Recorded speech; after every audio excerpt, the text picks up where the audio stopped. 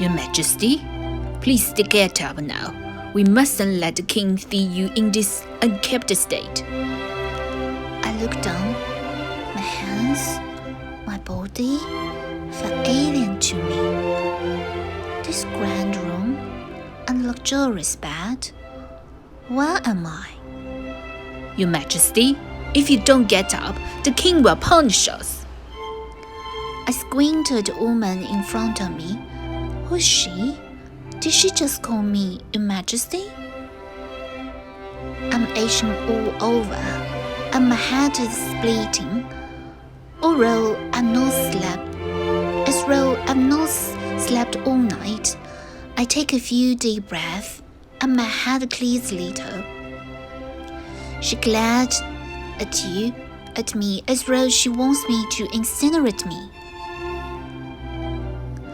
Headache again? Did you?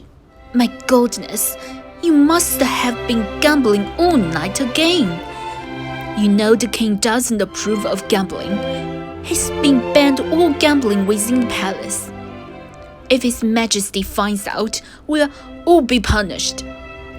Madame Duenna, I freeze. Why do I know the name of a total stranger?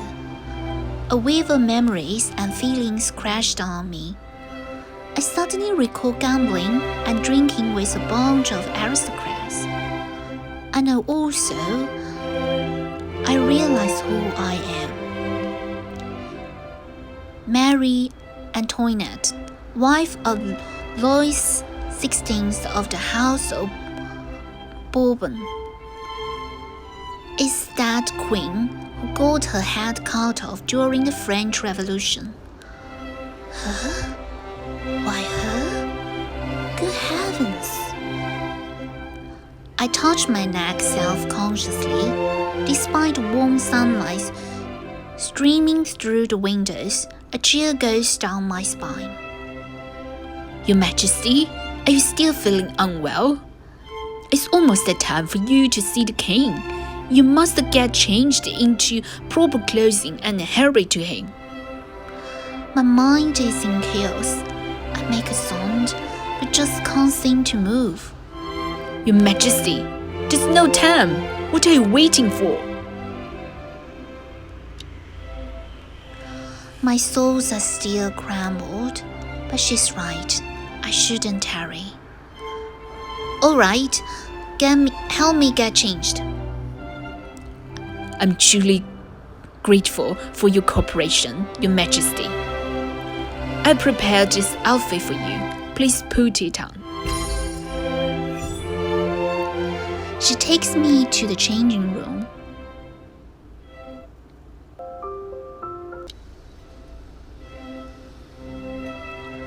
His Majesty will be delighted with how you look. Thank you, Madame Duenna. I'm only doing my duty. I realize that I'm about to see my Mary's husband, and I'm suddenly very nervous. Will he notice anything different about me? It's my first time seeing him, so I must be careful. The palace is grand and luxuriously decorated. It seems unreal. It feels strangely familiar, even though I've never seen it before. I don't know if it's because I partied all night, or if it's because the corset is squeezing all the air out of me, but I suddenly feel really dizzy.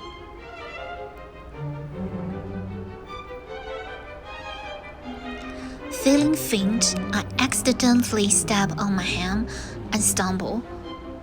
As I'm about to fall, I squeeze my eyes shut. Careful!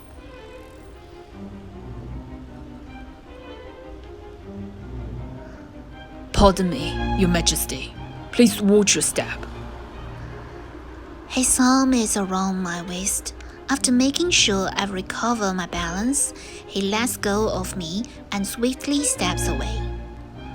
Mary's memory tells me he's the Marquis de Lafayette. He stares at me keenly, as though he's scrutinizing me, then frowns.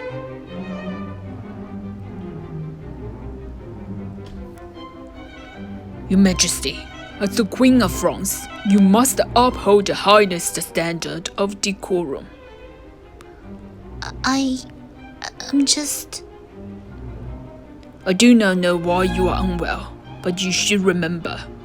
Remember that your actions represent the royal family.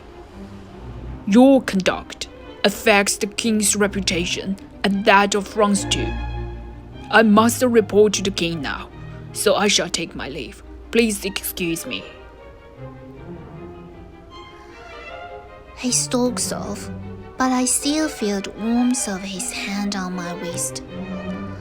Taking his attitude into consideration and Madame Duenna's tone of voice, I guess that I'm not very welcome here.